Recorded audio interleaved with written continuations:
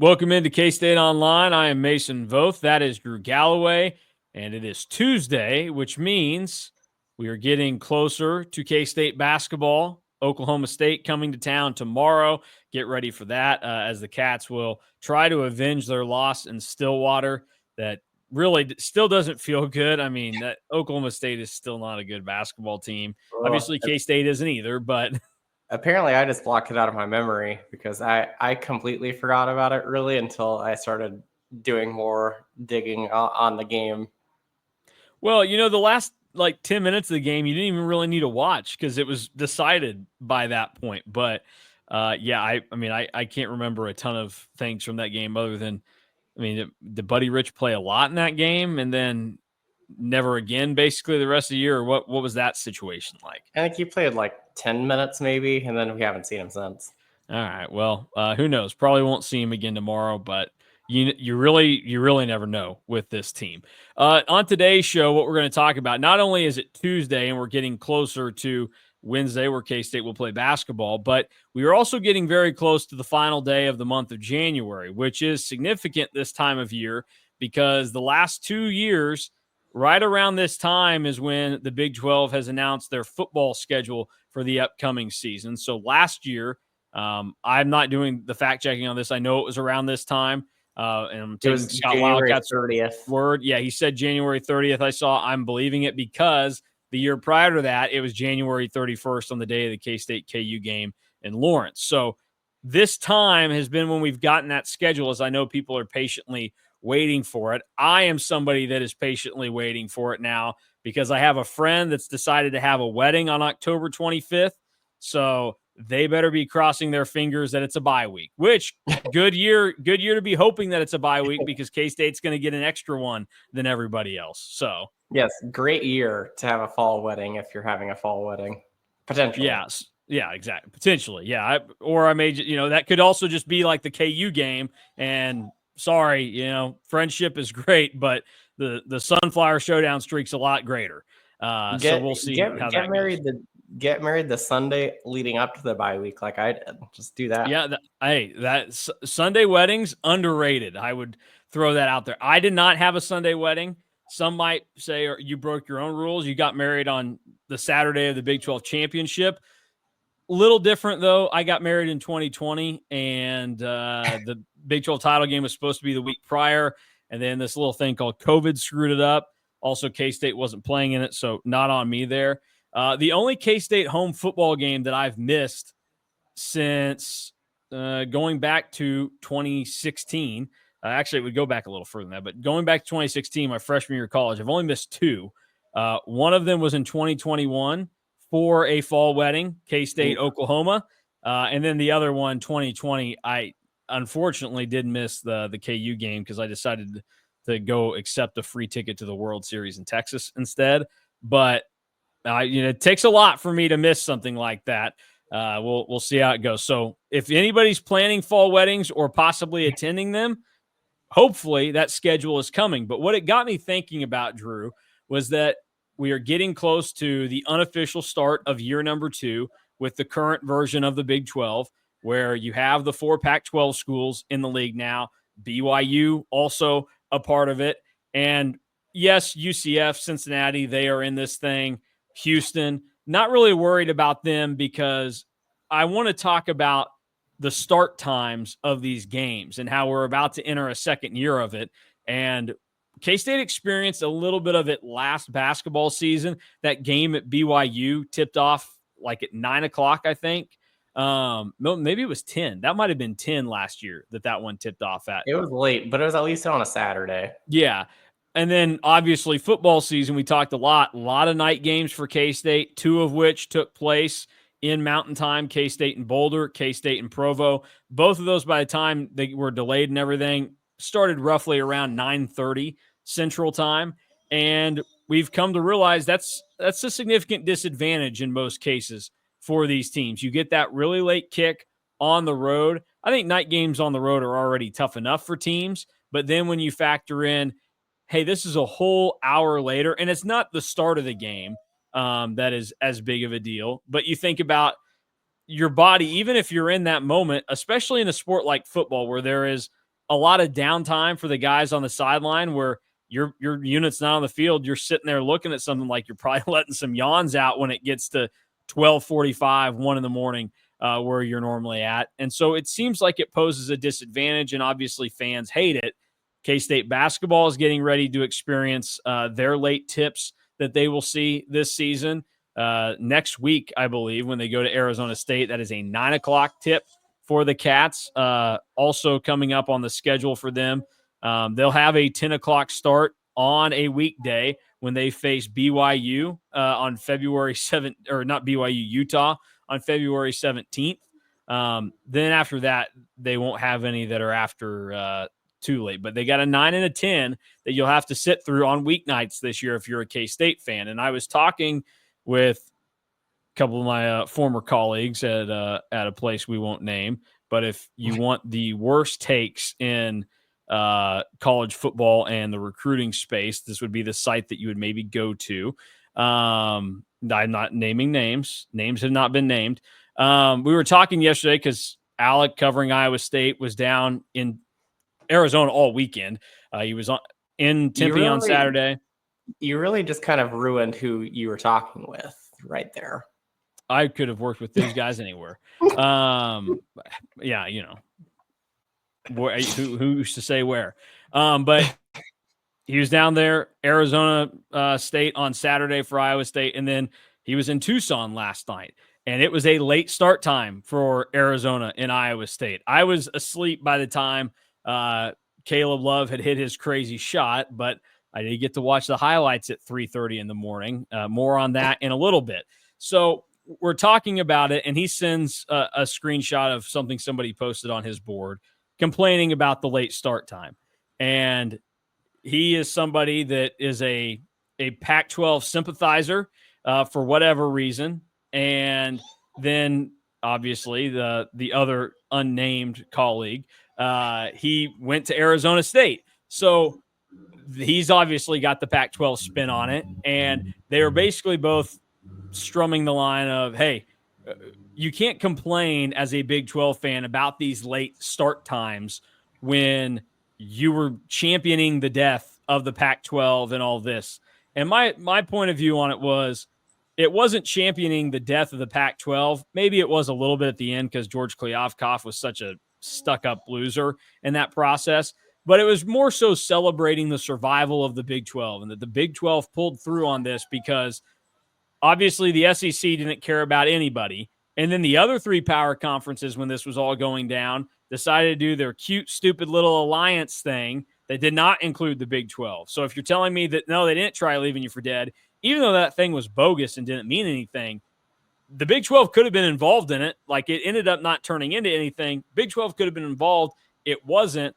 And there was a lot of big talk from wherever. And you look at it now, K-State and the Big 12 have come out on this, where if you're K-State, Iowa State, KU, Baylor, whoever, the Big 12 looks like the third best conference behind the SEC and the Big 10.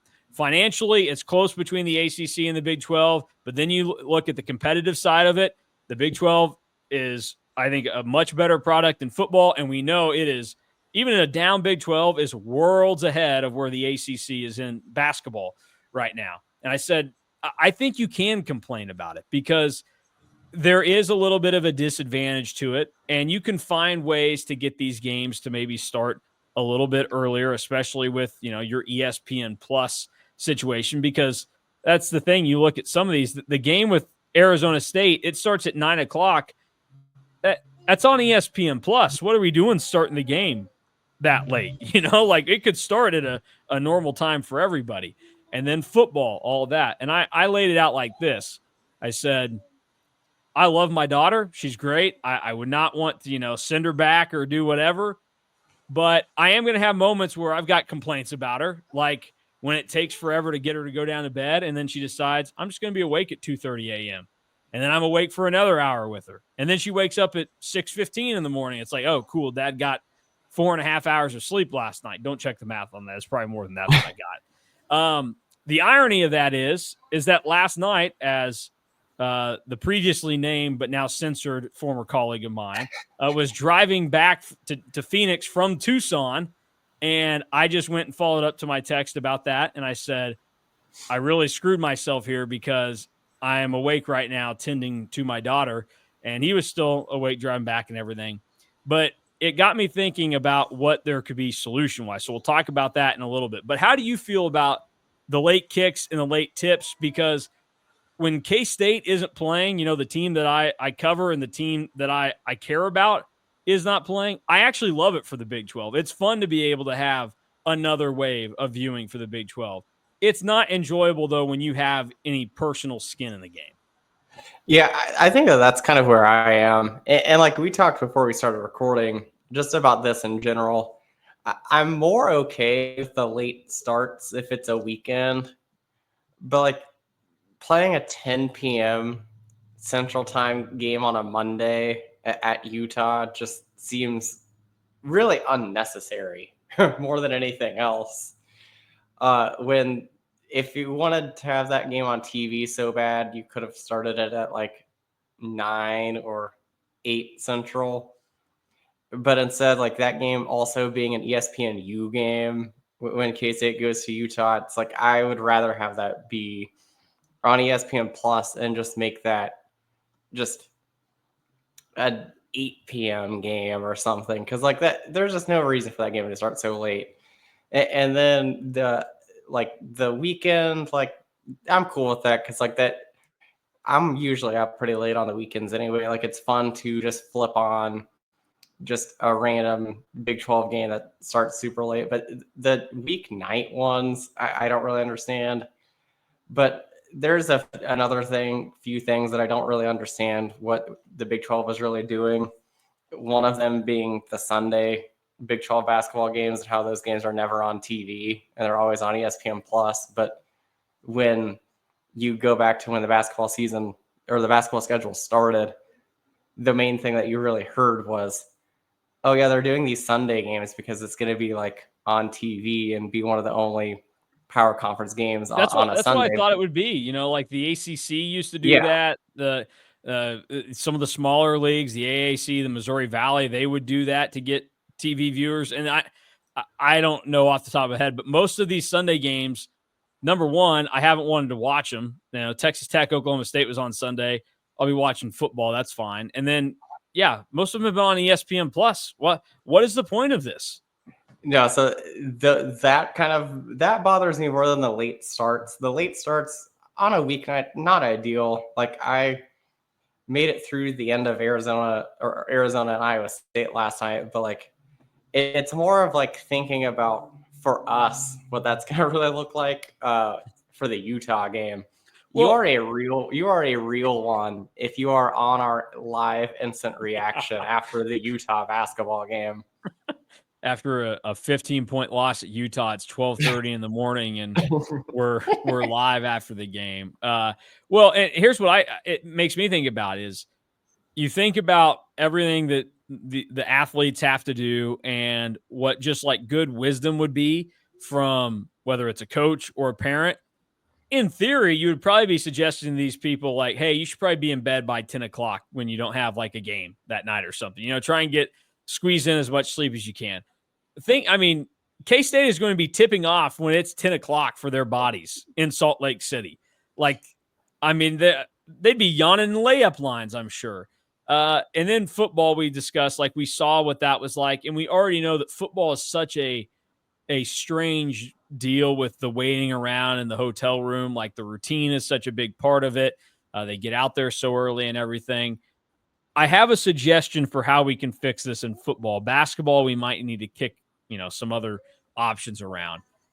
But what if in football this season and moving forward, you did a mandatory, because if you're going to make these teams that have to go west play the late kickoffs, which again, you have to because the TV partners are going to have inventory that they need to fill. Like Cincinnati played what would be a 10:30 p.m. their body time kick earlier this year when they played Colorado.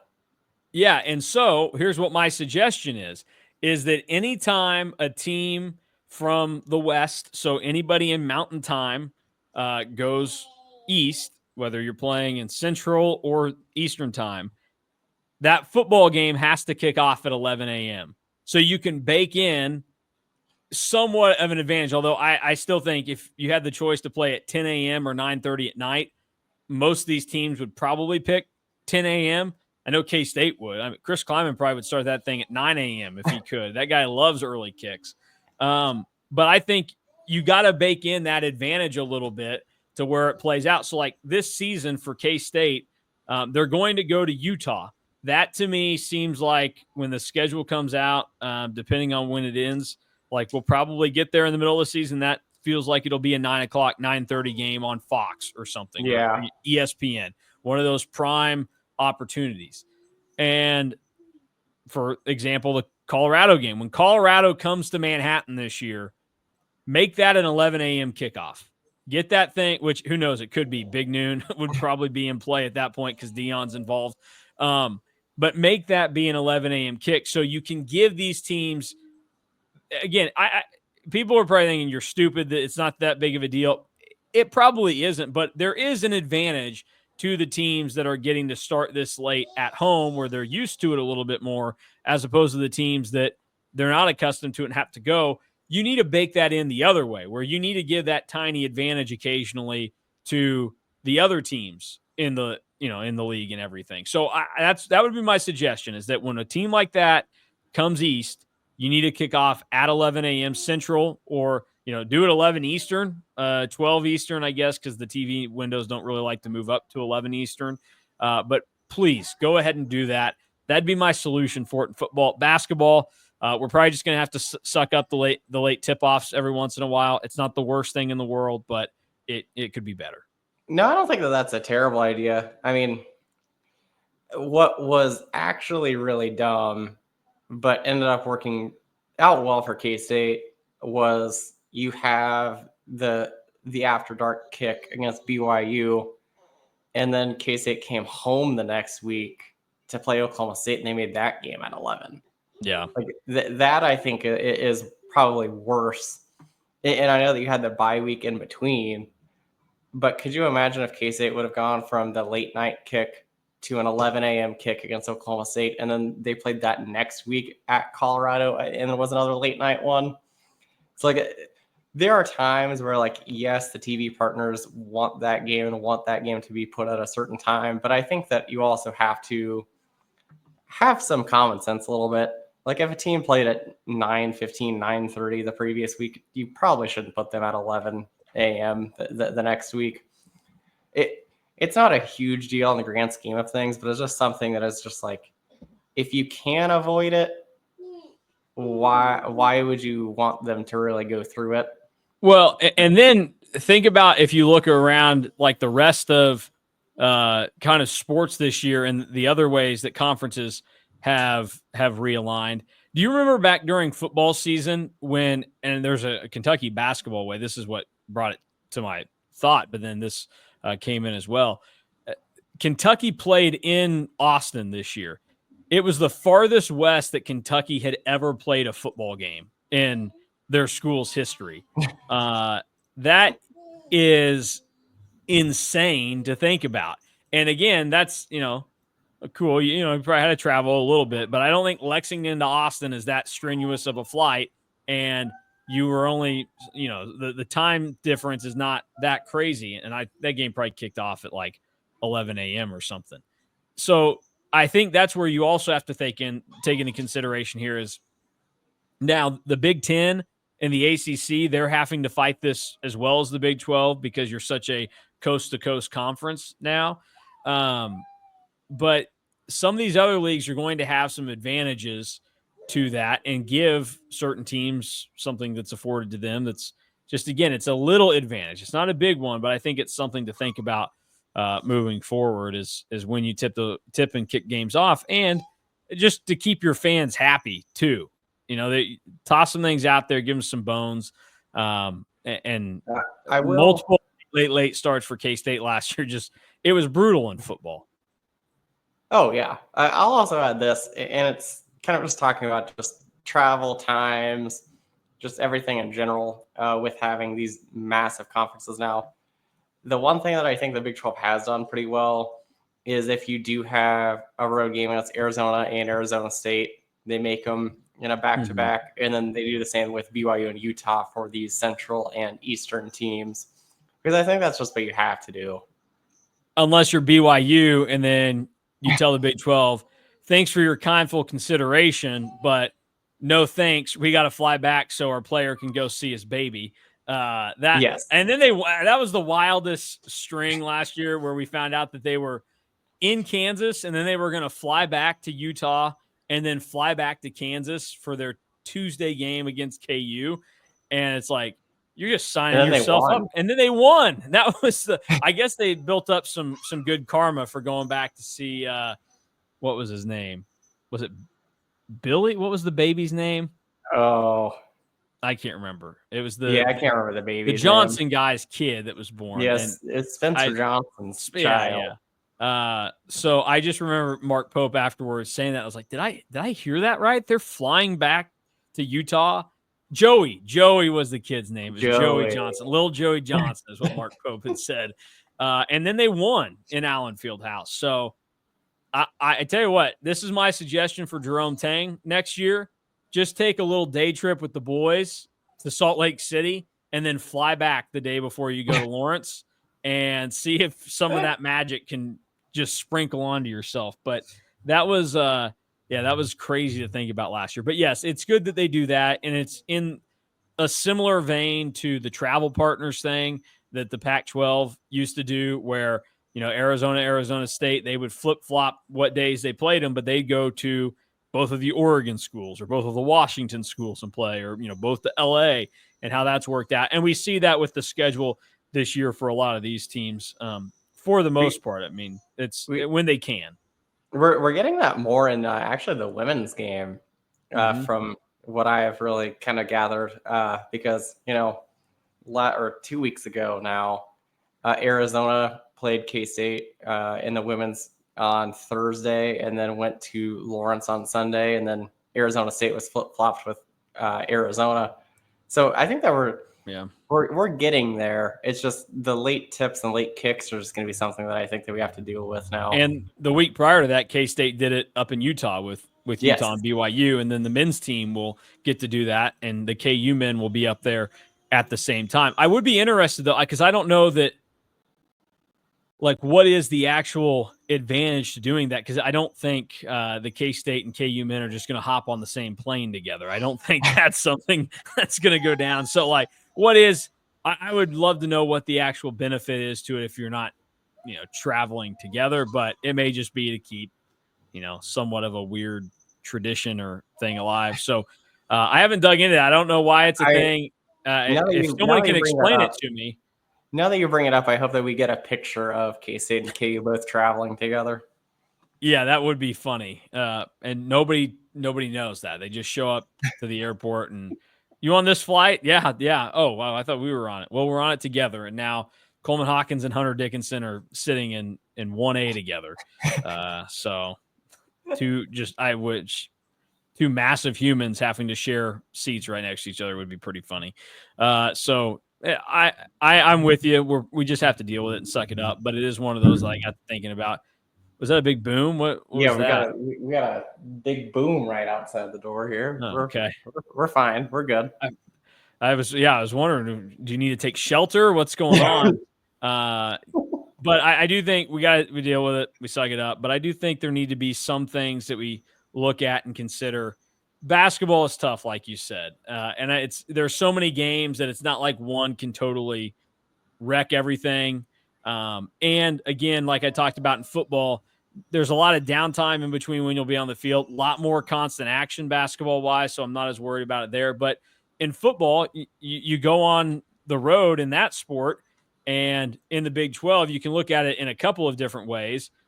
Over 10% of your conference season is going to take place in that one game. It becomes important. So then you think about K-State, and 22% of your games last year ended up taking place in those late kicks. You want to try and be able to get your advantage whenever you can, because this feels like the kind of thing that Bill Snyder would be really pissed off about. Somebody, and we know a lot of football coaches are so detail orientated that they would start to go, well, we're losing this, and this by having to play this late, and they're gaining this because they're used to it, and then they never have to come out here to play early. So that's just my one little suggestion is let's make some of these teams play a couple 11 a.m. games and get it sorted out. You don't have to do all of them because I know then that makes it unfair to Utah, who's starting every game at 10 a.m. when they come out this way. But give them one or two, and maybe teams like K-State or Iowa State or Cincinnati, they'll hit the lottery and they'll get that early game, which Cincinnati did this year, by the way, Yes. which I would point out. Now, in the nature of being fair and transparent, Arizona State started Jeff Sims in this game, not Sam Levitt.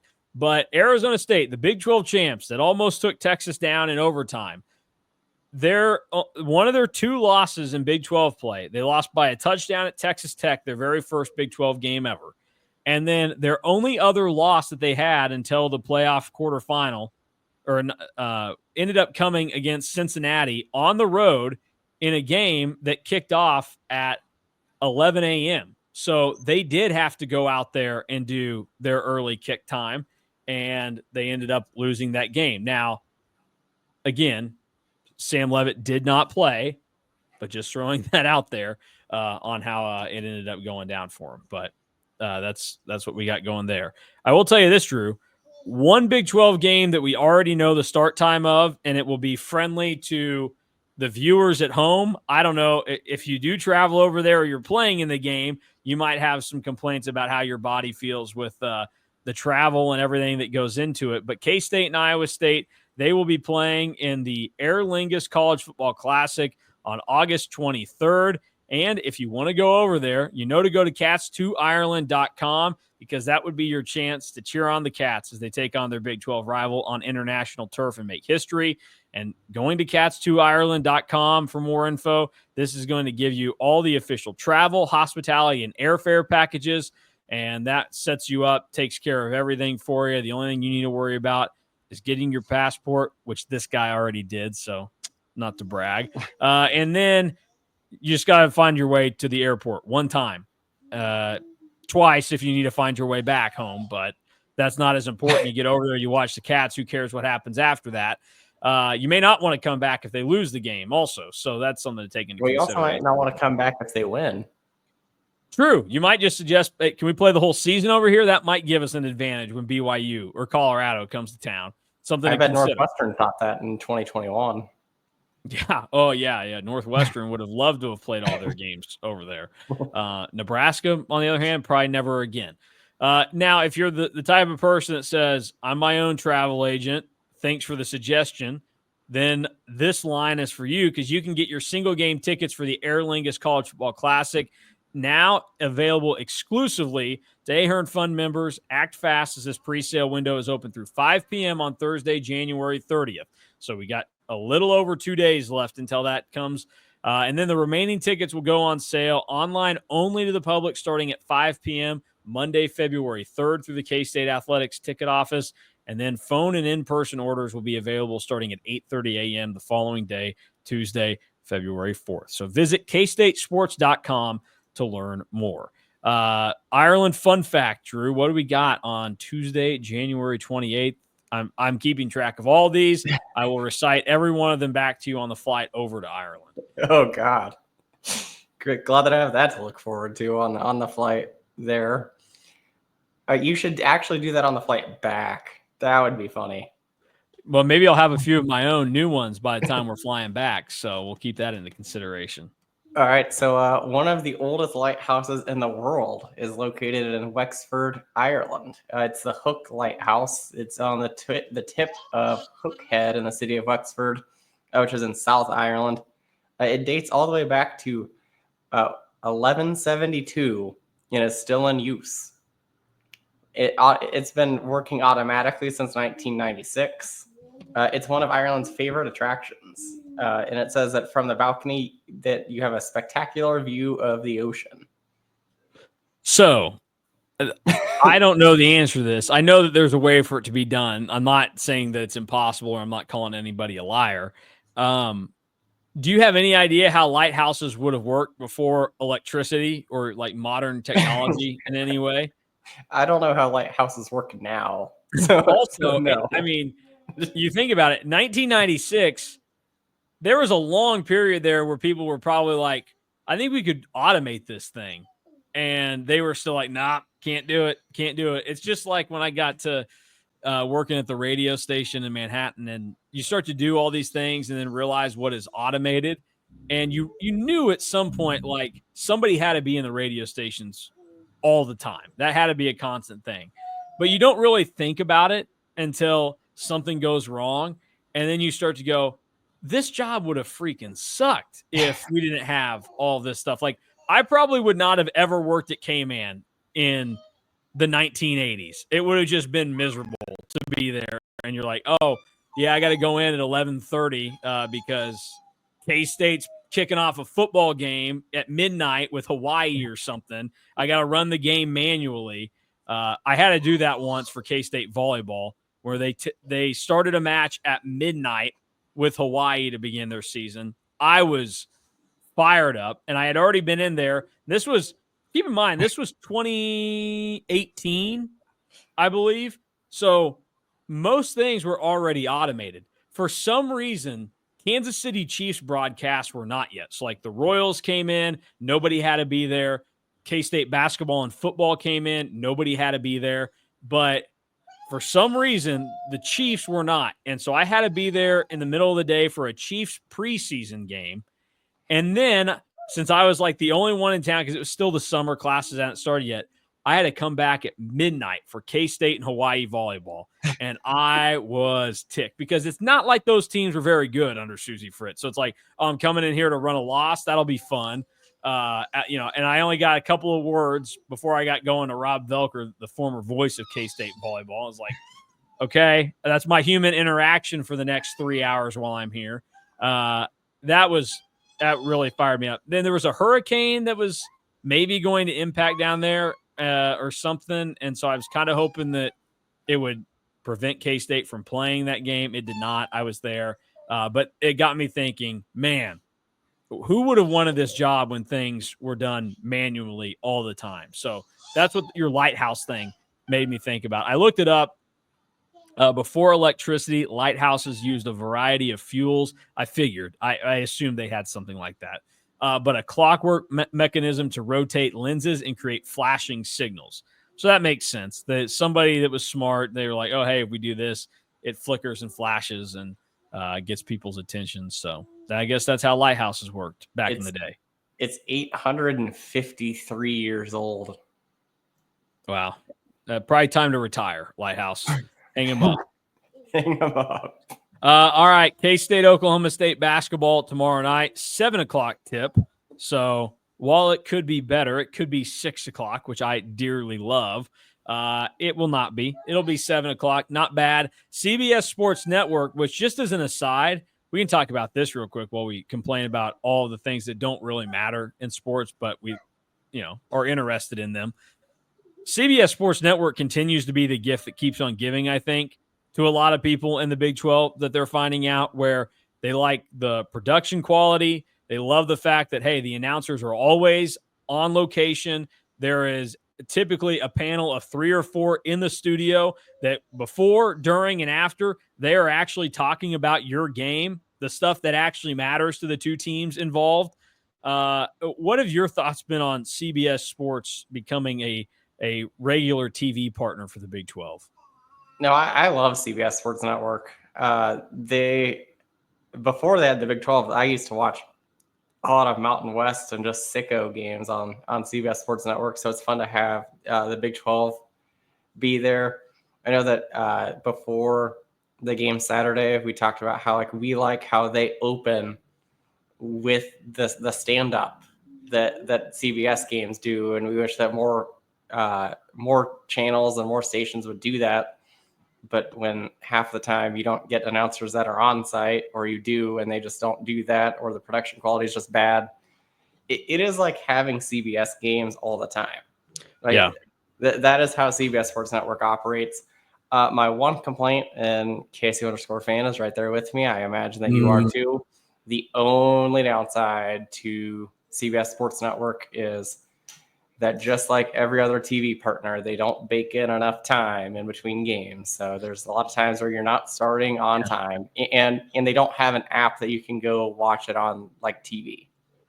Yeah, that is true. That it can get a little dicey. Actually, I think the CBS Sports app you can do it. It's just it's not always clear because I did it for the TCU game, but it wasn't like you went to one, you're like, this should be it, and then it wasn't, and then you eventually found it, but then it was like a little too late, so you didn't see tip off. But it is a little complicated, and I know like I knew this was a blind spot for CBS, even when they have like their main products, because PGA Tour inevitably will have some events that they need to move times up. And so they can't blow out like Sunday morning programming on CBS for like the Quicken Loans Invitational or whatever. I guess it's the Rocket Mortgage now up there in Detroit. But like the one that Ricky Fowler ended up winning a couple of years ago, that they had to move everything up to the morning, and so CBS wasn't going to show it until it was on tape delay later in the day in their normal 2:00 window. So you had to go find it on CBSSports.com or their app, and it was a little tricky and weird to go find. So I will agree with that. But obviously ESPN had issues with that last night because I know people were like, no, the Arizona-Iowa State game is not on ESPNU right now. Where is this? Where is this game going? That is literally the only benefit to ESPN Plus now, is that you know that the games are going to start on time. Yeah. Well, 98% of the time, because there's still times where they don't. Yeah, or you're scrolling for like, where is this thing? Where is this thing? The best friend, if you're in that situation on ESPN Plus, always go to the Big 12 tab on there, scroll down and just find it, and that makes your life a lot easier. In terms of this Big 12 game that we're about to witness tomorrow night, K-State, probably their second most embarrassing game of the year behind the loss to Wichita State, happened in Stillwater a couple of weeks ago. And since that point, Jerome Tang made comments about guys not playing like they were worthy of wearing a K-State uniform, stuff along those lines. For the most part, the effort that we've seen out of K-State has been better. They've played like an improved team, certainly over the last 3, and really the last 4 results have been encouraging. Now you get Oklahoma State, where I think this is, to me, a game where if everything is starting to trend in a better direction, I want to see K-State come out and win this thing, put together another double-digit win on Wednesday night, because you should be able to do it against Oklahoma State based on the way you're playing now. Yeah, I would even go as far to say as that these teams are going in opposite directions. I know that the results haven't been where K-State has wanted them to go, but since they played that game, Oklahoma State has been pretty terrible. They lost by 21 at Utah, lost by 16 at BYU, lost by 14 at home to Arizona, and then lost by 10 to Texas Tech. So the losses, they've all lost games by double digits. They did have a win against Colorado, who we've said is the worst team in the Big 12 right now. But I would venture to say that these teams are going in opposite directions, and I would be a little bit disappointed if K-State didn't win this game by double digits. Like, if K-State has really turned the corner, and they seem like they have, this is a game that you got to win by 10 plus. Yeah. Oklahoma State 10-9 on the season. They only have one game in those 9 losses that's been decided by less than 10 points. And it was when they lost by 8 to Florida Atlantic in their 4th game of the season. That was their first loss. But everything since then, 12 to Nevada, 15 to Oklahoma, 13 to Houston, 19 to West Virginia, 21 to Utah, like you mentioned, 16 to BYU, 14 to Arizona, and 10 to Texas Tech. So, yeah, I'm right there with you. I think this is one where you should have the motivation of essentially some payback here. You want to get back one of those embarrassing losses. And the team that we saw play against West Virginia, and really the team that we saw for the most part in Waco and Kansas, that type of team should win by double digits at home against Oklahoma State and have it happen pretty easy. But we know that this is – go ahead. I would venture to say even the team that played against Texas Tech for the most part beats Oklahoma State by double digits. So we've talked about what this season means looking forward and beyond this. What specifically, either player-wise or team-wise, do you want to see in this game against Oklahoma State now that you're coming off the big win against West Virginia that kind of continues the thought process that I think most of us are having or trying to have that this team is moving in the right direction? What do you need to see against O-State that makes you think along those lines? So I have two things. I need to see Doug McDaniel continue to take steps. Like we're getting really close to, I think, what we anticipated seeing from Doug McDaniel all season long. He's had two really good first halves in a row with bad second halves, but then had a bad first half, and Lawrence had a good second half in Lawrence. So I think that we're getting really close to seeing a full game from Doug McDaniel, and that's something that I want to see because I'm not so far gone with how he has played in the last 2 weeks that he isn't somebody that I'd want to bring back.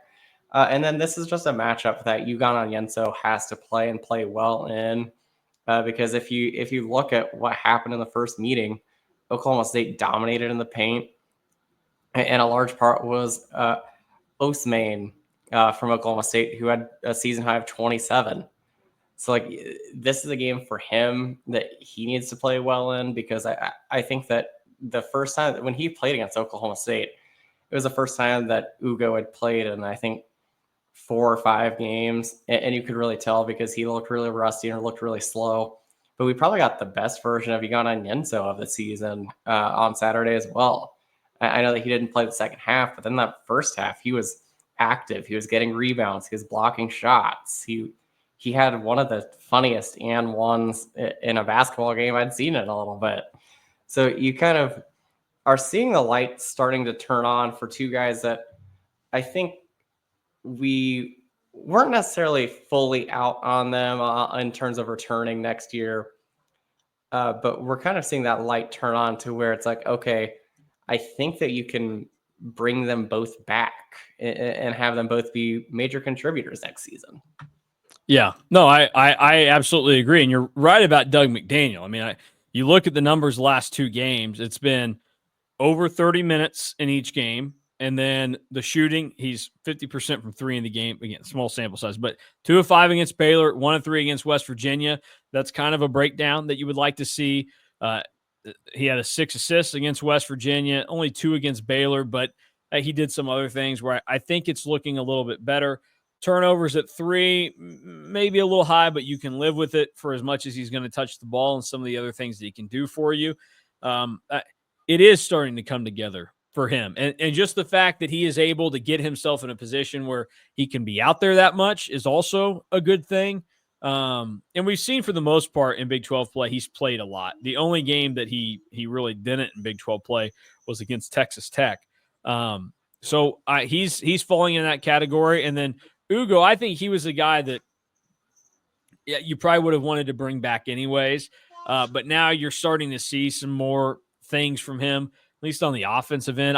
The defense, it's been a little disappointing this year that he hasn't necessarily brought as much as what you thought he could to the table. So I think that's something to wait and see. But he's going to get a great opportunity tomorrow night to kind of prove that the defense can be there like K-State wanted. But yeah, both of those guys, they're probably leading the department of, I don't know if you were wanted back or were going to come back anyways, but you're trending to making this a, hey, let's bring it back. Let's do this thing again. Because I think, obviously David Castillo was already in that boat. Regardless, you want him back. Brendan Hazen, to me, is a guy you want him back. I know there are the Hazen haters out there. You get no love from me. Do not come after my sniper like that. And then you got 15 roster spots, and I think that you'd be kind of silly to not have Taj and Moby back if you're going to have 15 roster spots next year too. Yeah, exactly. Yeah, you've got a lot to work with there. So I think it's going to be that type of thing that you watch for with K-State. And really, momentum is such a big deal. We talked about it a little bit after K-State beat West Virginia, doing what you needed to do to win that game. This team, these players, the coaches, the fan base to some extent, they need wins. They need to have stuff that makes them feel good. And again, you're not going to end up in the NCAA tournament this season, but you can finish this thing on a strong note where the thoughts and feelings that people have about you will be drastically changed by the end of the season. So whether that's for the long-term thoughts that people have for you, is at play, but then also what good grace are you getting going into next season? Because I think that's a big part of it. Like if you can finish this year strong enough, you can see as a fan that everybody has still bought in, they're trying, they want to try and win these games, then it's a little bit easier to accept that, hey, I think Jerome Tang and his staff can get this thing fixed. I think these players are good to come back. I think this player, it didn't work out. It was a disappointing, underperforming season, but there's no ill will there. And then that can be a nice way to kind of springboard into next year, have some excitement and have some serious optimism that next year's team can be what a basketball team at K-State should be. And that's somebody that's in the NCAA tournament almost every year. I'm ready to bring the fire and potentially get hurt here. With how K-State has looked the last 2 weeks, I know it sucks because of how the season has gone, and the season definitely hasn't gone how we anticipated, or probably even the coaching staff, to be honest. There's no reason that K-State can't finish 10th in the Big 12. Like, look at who's in front of them. K-State's probably better than Utah. They should have beat TCU in Fort Worth. They've already beat Cincinnati. I think that they're probably better than Arizona State. If they win Wednesday, Oklahoma State's not going to be able to win enough games to catch them. And they're better than Colorado. They can finish 10th. And with how West Virginia has been, it wouldn't shock me if they catch West Virginia as well. Like the K-State schedule we talked about before the season even began, like we thought K-State could make a deep run and be in the Big 12 title hunt in the last few weeks because of how the schedule lines up. There's a chance that K-State could win 3 of the last 4 before they host KU on February 8th. Yeah.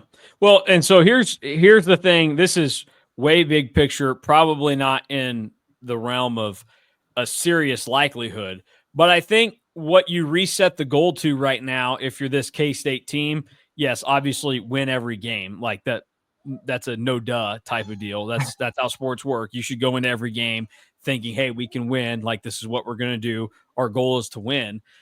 Even teams that know they have 0 shot to win a game, that as a competitor, that should be your mindset. But what I think the goal should be for K-State right now is to look at it and say, we don't want to play on that first day of the Big 12 tournament. If we want to be realistic, because again, not really totally possible, I don't think, just because this is not how this stuff typically works. But if you want to try and convince yourself that you had all this talent before the season that people thought was going to be a good team, and you can put something together, and I know this would be the way that Jerome Tang would look at it, is when you show up to Kansas City in the middle period of March, you are going to say, we win these games, we go to the NCAA tournament, we can still do what we wanted to do. It makes it a lot easier if you only have to win 4 games in 4 days, as opposed to have to win 5 in 5. And that path is a lot trickier. So I think the goal for this team now should be, we are trying to get to 8th in the Big 12, get that last single bye that you can get for the Big 12 tournament, so you're not playing on loser day this year. And then you can try and tell yourself, hey, we just got to win 4 games in a row when we get here. And again, are they going to win 4 in a row when they get to Kansas City? No, probably not. Very good chance that they don't do that. But that to me would be the way that I think you try and reset the goal for the season. It's let me indulge you on a great early 2000s, mid 2000s movie that I like to watch, baseball movie, Drew. It involves a famous comedian. He has died now. You know what movie I'm about to reference here? Field of Dreams? No. When do you think that movie came out? I said early to mid 2000s is when this came out. To be honest with you, I didn't hear the mid 2000s portion. Early mid 2000s. Very funny guy was the main character. He retires and then comes back because he needs to hit a statistical milestone to get into the Hall of Fame.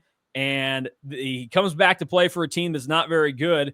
This actor, comedian, he is now dead. Also, relative to dead people, somebody affiliated with the team that this actor in this movie played for, he just died recently. Do you have any idea what movie I'm talking about? Maybe you've never seen this classic. I don't think that I've seen this one. It's called Mr. 3000 with Bernie Mac. Oh, Yeah, have not seen this Okay, movie. well, number one, tonight, movie night with your wife, you're watching Mr. 3000. I don't know what it's on, but go watch Mr. 3000. But I'm about to spoil the plot for you right now. It really doesn't matter. It's not like a great movie, but it's got some authentic baseball stuff to it. But essentially, the idea is Bernie Mac is this great hitter. He plays for the Milwaukee Brewers. He retires with exactly 3,000 hits. And so he thinks he's hit this milestone to get into the Hall of Fame. And he retires before like the season is even ended or whatever. And so he bails out, whatever. As they're going through and looking at his numbers to, send out and say, hey, do you want to vote for this guy for the Hall of Fame? They find some statistical errors where games that got started but didn't make it deep enough, so they didn't count. He had hits in those. They shouldn't count. So he's like 3 or 4 hits actually shy of reaching 3,000 hits and what he thinks he needs to get into the Hall of Fame. He's branded everything about himself as Mr. 3000. So he comes back as a washed up old ball player to the current day Milwaukee Brewers to try and get to this milestone here. This team this is not Major League where the team that really, really sucks all of a sudden is winning the division and is trying to win the pennant. No, he comes back and he is on a crappy team that is still playing crappy baseball. But he gets them to buy in that their goal should not be to finish in last place in the NL Central. It should be, don't you want to finish in, at the time there were 6 teams in the NL Central, so I can't remember if it was just they even wanted to finish 5th, but I think the goal was to finish 4th in the NL Central. They weren't sitting there in August saying, hey, we're going to win our next 60 games and make the playoffs and go win the World Series. Like, that's not what I'm asking K-State to do. But I am asking Jerome Tang, or Coleman Hawkins is a better example because he's the old guy on the roster that's been around for whatever. Mr. 3000, this thing, Coleman, like this team, the goal needs to be, even if it seems like a long shot to even get to that point, you want to try and finish in 8th and get to where you only have to win 4 games in 4 days.